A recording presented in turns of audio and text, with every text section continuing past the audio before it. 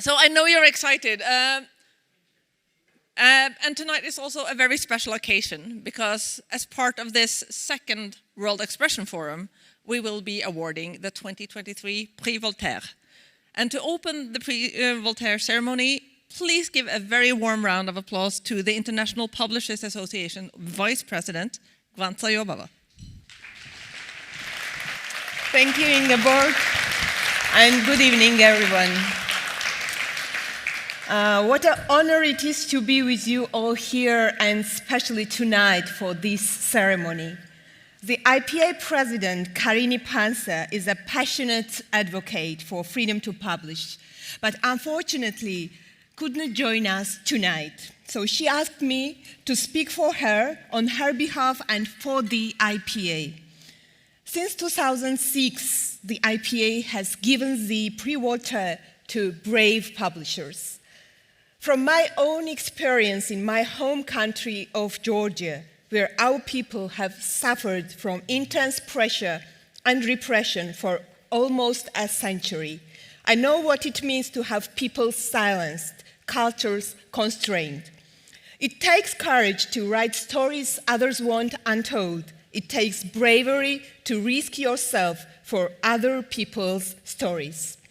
Before becoming vice president of the International Publishers Association, I served on the IPA's Freedom to Publish committee for 2 years to support those publishing colleagues put under pressure by interest groups, politicians, governments, and others.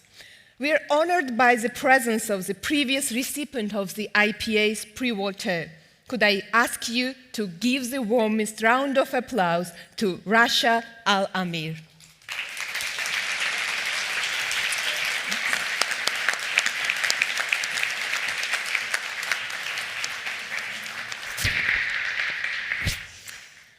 For those of you who do not know her story, Rasha Al-Amir co-founded Dar al-Jadid with her brother, Lokman Slim.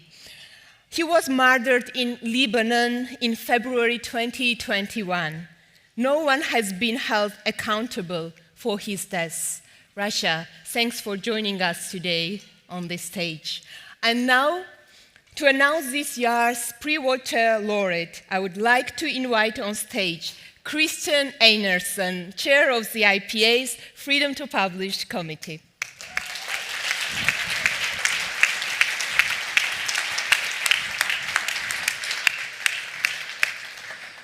Thank you. So this is another hat and even a tie. Thank you, Gwanza. The laureate of the IPA Prix Voltaire 2023 is selected by the IPA's Freedom to Publish Committee, which Gwanza just mentioned. There's 9 publishing professionals on that committee, and they are from Canada, Thailand, Mexico, Germany, Turkey, Egypt, the USA, South Korea, and from Norway. And they are all elected by the IPA's General Assembly. And I have the honor to chair this committee. This year, we received 15 nominations for the IPA Prix Voltaire. And choosing a shortlist, and let alone to choose a laureate, was a difficult task. It's both inspiring, but also troubling. The shortlist for the 2023 IPA Prix Voltaire is Mazin Lateef Ali, Iraq. In 2007, Mazin Lateef established Dar Mesopotamia for printing, publishing and distribution. On 31st of January 2020, he was kidnapped at gunpoint with no news of his whereabouts since. Günesihu Kitaplığı, Turkey. Founded in 1996, Günesihu Kitaplığı, Sunshine Library, specializes in contemporary literature books for children and young adults. They are currently fighting 7 separate cases of effective bans on books considered harmful to minors. Mir Hussain, Pakistan. Mir Hussain is the founder of Zuka Books, established following Pakistan's ban on books from India to create a cultural disruption by speaking up for the freedom of creative expression, gender equality, and inclusive publishing. Ahmed Mahmoud Ibrahim Ahmed, Egypt. Ahmed Mahmoud Ibrahim Ahmed is co-founder of Katopia, established in Egypt in 2016. Ahmed was arrested in Saudi Arabia during Riyadh International Book Fair in October 22, without justification. He was subsequently released and returned to Egypt on 5th of March 2023. Mercia Press, Ireland. Mercia Press was founded in 1944 and has challenged Catholic dogma as well as censorship in Ireland.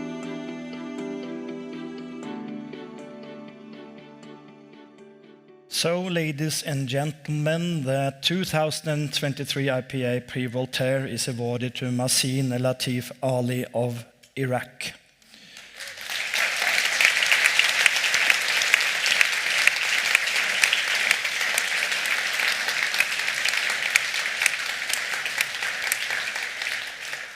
I would like to share a video message from his son, Abdulmuhaimin. لم يخطر ببالي يوما أن أقف في هذا المكان أتحدث عن والدي الذي طالما كان يملأ الأجواء بأحاديثه عن الثقافة والفكر. لكن هذا الصوت تمت مصادرته من قبل جماعات مسلحة بصمت حكومي وسياسي. غاب مازن لطيف وكانت جريمته الوحيدة أنه عشق حرية الفكر، وسعى من خلال دار النشر الذي أسسها ميزوبوتاميا بلاد ما بين النهرين على اسم عراقه الحبيب الذي أكن له ولاءه المطلق، أن يقدم للقراء كل ما يتعلق بقامات العراق الثقافية من خلال مطبوعات لا تزال تعد الأبرز في الوسط الثقافي العراقي. لم يكن هناك شيء يشغل بال مازن لطيف سوى تقديم تاريخ العراق الثقافي والمتسامح للقراء، ولهذا سعى إلى نشر العديد من الكتب التي تناولت سيرة الجالية اليهودية في العراق والتأثير الثقافي والفني الذي لعبته في فترة الخمسينيات من خلال أسماء لا تزال تشكل عناصر مهمة في الثقافة العراقية، مثل سمير نقاش ومير بصري ونعيم قطان، وموسيقيون لا تزال موسيقاهم وأغانيهم تمثل الجانب المضيء في الأغنية العراقية وتواصل المحطات الفضائية والإذاعية العراقية بثها، مثل سليم مراد وصالح الكويتي وسليم داود ويعقوب العماري. هذه هي جريمة مازن لطيف أيها السادة، والذي غيب بسببها منذ 4 أعوام واعتبره ميتا من دون أن نعرف أين قبره. يؤسفني أن طباعة كتب عن تاريخ اليهود العراقيين يؤدي إلى اتهام عراقي أصيل مثل أبي بالتبعية والولاء. اليوم في ظل تراجع حرية الصحافة في العراق، حيث احتل المرتبة 167 من أصل 180 دولة عالميين، يعود اسم مازن لطيف متوهجا، وهذه المرة من خلال ثقتكم بمنحه جائزة فولتير التي ترعاها رابطة الناشرين الدولية. هذه الجائزة التي ترتبط باسم أحد أبرز دعاة التنوير وحرية الفكر، فولتير، صاحب مقولة الشهيرة: قد أختلف معك في الرأي ولكني مستعد أن أدفع حياتي ثمنا لحقك في التعبير عن رأيك.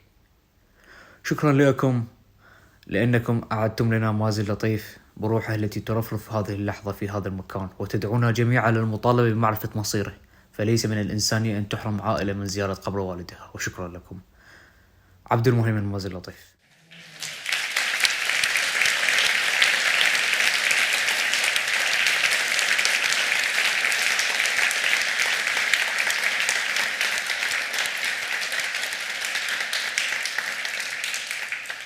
To receive the prize on behalf of Mazin Lateef Ali, I would like to ask the Secretary General of the International Publishers Association, José Borrino, to come on stage.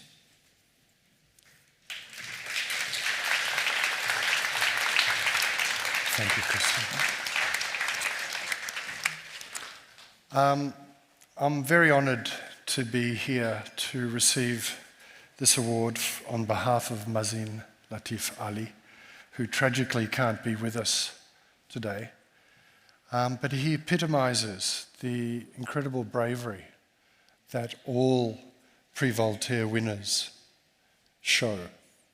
And I'd like to take this opportunity to also commend previous Prix Voltaire winners and all the nominees for this year's awards and previous awards for the incredible courage they show to publish books that they know will gain attention from people who don't want those books to be published, and who give us the opportunity of the freedom to read. So thank you very much. Thank you.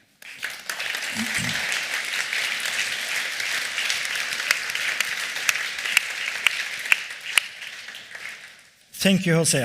As I mentioned, the Prix Voltaire laureate is selected based on nominees received. From time to time, the committee also chooses to give a posthumous special award to an individual from the book sector who encapsulates the ideal of freedom of expression and the freedom to publish. Previous special award recipients include Anna Politkovskaya, Khan Tink, Liu Xiaobo, Faisal Arifin Dipan, and Li Liqin. A war is not only about conquering land by killing people and destroying physical infrastructure. What we see in Ukraine is also a deliberated targeting of eradicating culture, history, and language. One of the victims of this terrible war is a children's book author, Volodymyr Vakulenko.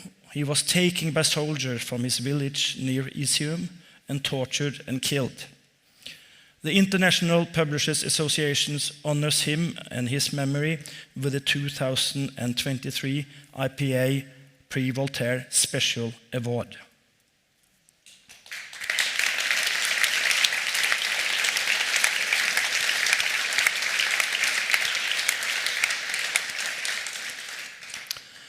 PEN America have made a touching video about Volodymyr, which we would like to share with you this evening.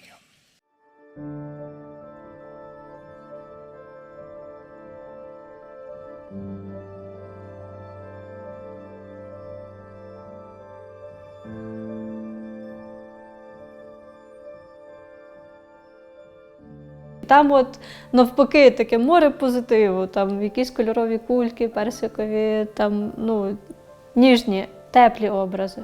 Фактично зіткана з якихось таких теплих емоційних образів. І знов-таки несподівані деталі, що сказкове в чомусь буденному.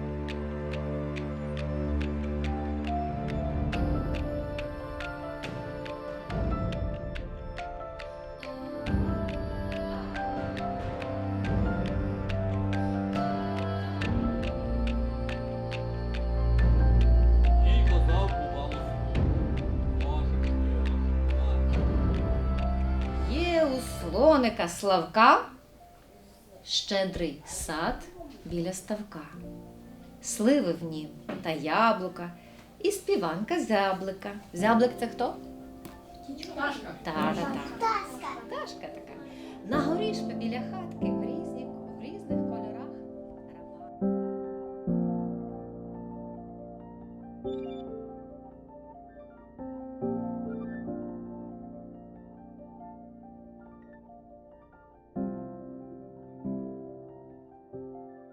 To receive the award on Volodymyr's behalf and to take it to his family, please welcome the Ukrainian author, member of PEN Ukraine and researcher of war crimes in the NGO Truth Hounds, Victoria Amelina.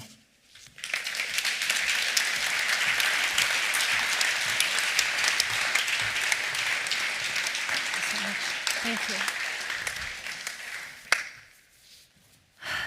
Thank you so much for this award. Unfortunately, I have to be a Ukrainian writer speaking on behalf of a Ukrainian writer who did not survive yet another attempt of the Russian Empire to erase Ukrainian identity. This award is unique, meaningful, and very moving to the entire Ukrainian literary community. In fact, hundreds of writers, publishers, and artists were murdered throughout the 20th century, but none of them ever received such a wonderful European award in Norway.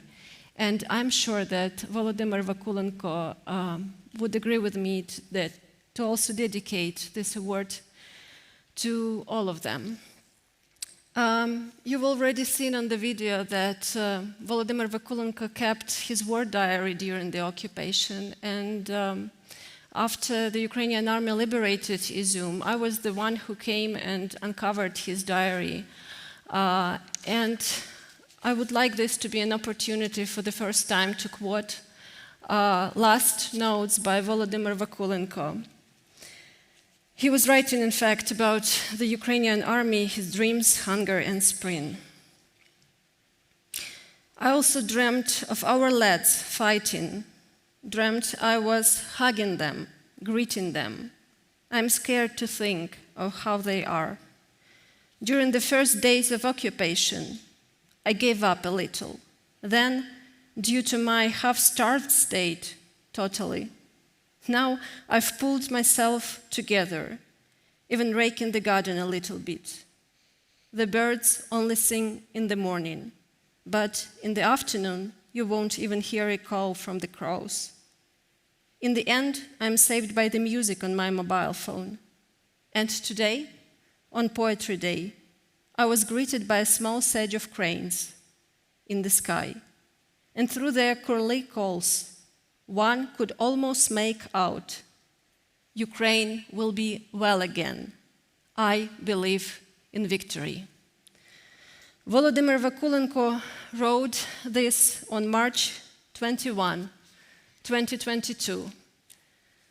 Back then, in March 2022, he believed in Ukraine's victory, so we should too. And I'm sure that Volodymyr Vakulenko would want me to finish my speech with words, Slava Ukraini. Героям слава. Thank you.